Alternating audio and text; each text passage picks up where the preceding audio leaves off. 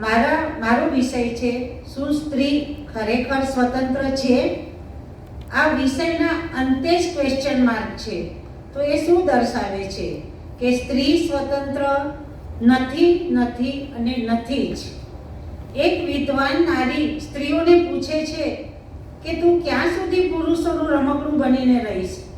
આપણે પુરુષોના મનગમતા ભોજન બનાવીએ, એમને ગમે એવા કપડાં પહેરીએ, એમને ગમે એવું વર્તન કરીએ અને આપણે એને પ્રેમ સમજી બેસીએ અને આપણે પોતે આપણી સ્વતંત્રતાને બેડી બનાવી દઈએ છીએ.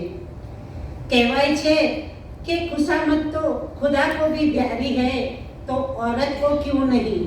ક્યારે આ વખાણ જ આપણી કમજોરી બની જતી હોય છે. એક બુટ્ટીનો આપણો નાનો પેચ ખોવાય તો આપણે ઘરમાં 3 વખત ઝાડુ કાઢીને એ શોધવાનો પ્રયત્ન કરશું, પણ આખી આપણી જવાની જતી રહી એ આપણે ક્યારે શોધવાનો પ્રયત્ન કર્યો ખરો? એક કેળે નમેલી ડોસીને કોઈએ પૂછ્યું કે માજી શું શોધી રહ્યા છો? ત્યારે એણે કહ્યું, દીકરા હું મારી જુવાની શોધી રહી છું, પણ એ જડતી નથી.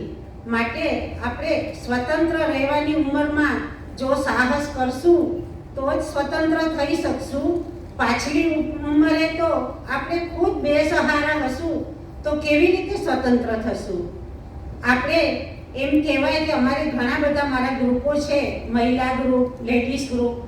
અમે બહારગામ જઈએ તો આવી ઘણી બધી ડિબેટો થતી હોય ત્યારે સામેથી પુરુષોના એવા પ્રશ્ન આવે કે વાગડની સ્ત્રી તો બહુ સુખી. ત્યારે અમે ડિબેટ કરીએ કે તમે સુખી કેવી રીતે માનો છો? એને ડાયમંડનો નેકલેસ અપાવો છો, એને મોટી કાર અપાવો છો, મોટું ઘર અપાવો છો કે લક્ઝરી લાઈફ અપાવો છો? એ સુખી છે પણ ખુશ છે કે નહીં એ તમે કેવી રીતે ડિસાઈડ કરો છો? શું એ સ્વતંત્ર છે? એને શું રોકટોક વગરની જિંદગી નથી જીવવી? આપણે જે વાતો પી જઈએ છીએ એ જ વાતો આપણને ખાઈ જાય છે. આપણે કેટલાને સુખી રાખવાનો પ્રયત્ન કરીએ, કેટલાને ખુશ રાખવાનો પ્રયત્ન કરીએ, પણ આપણી ખુશીનો આપણે ક્યારેય વિચાર કર્યો? આપણે બધાની સતત ચિંતા કરતા રહીએ અને બધાની ફિકર કરતા રહીએ, પણ આ ફિકરની ફાંકી કરી જો આપણે પી જશું તો જ આપણે સ્વતંત્ર થશું, નહીં તો આપણે ક્યારેય સ્વતંત્ર થવાના જ નથી. હા, સ્વતંત્ર થવું, સ્વચ્છંદી ન થવું. સ્વતંત્રતા અને સ્વચ્છંદતામાં બહુ ફરક છે. આપણી સ્વતંત્રતા કોઈને નડગતરૂપ ન હોવી જોઈએ. આપણી સ્વતંત્રતા સન્માનીય હોવી જોઈએ. પરંતુ શું એ શક્યતા છે?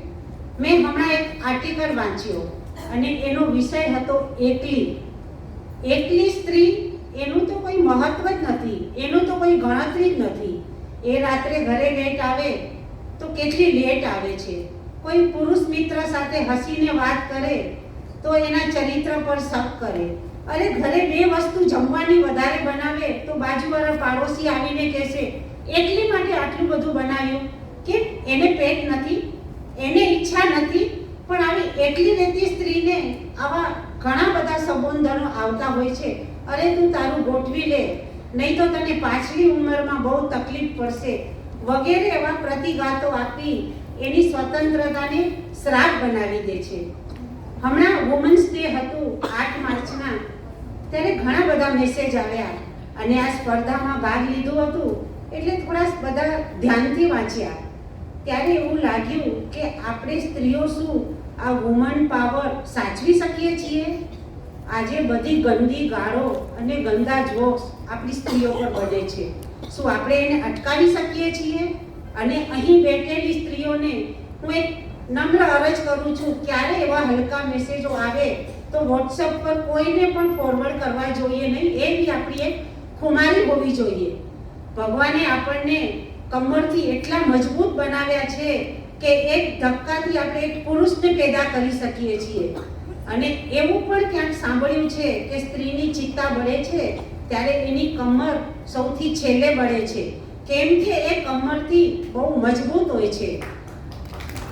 આપણને કોઈ બ્રેક બેન્ડ કરી શકે પણ બ્રેક તો ન જ કરી શકે, એની સાવચેતી રાખવી જોઈએ.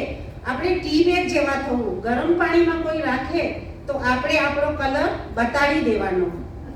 તમે કોઈએ નોટિસ કર્યું કે પુરુષ કરતા આપણો રૂમાલ નાનો કેમ? આપણને અંગ તો સરખા જ છે, પણ એ દર્શાવે છે કે આપણી સ્વતંત્રતા પુરુષો કરતા ઓછી છે. એટલે આપણો રૂમાલ નાનો છે, કારણ કે આપણે પુરુષ પ્રધાન દેશમાં રહીએ છીએ. આપણો ભારત પુરુષ પ્રધાન દેશ છે.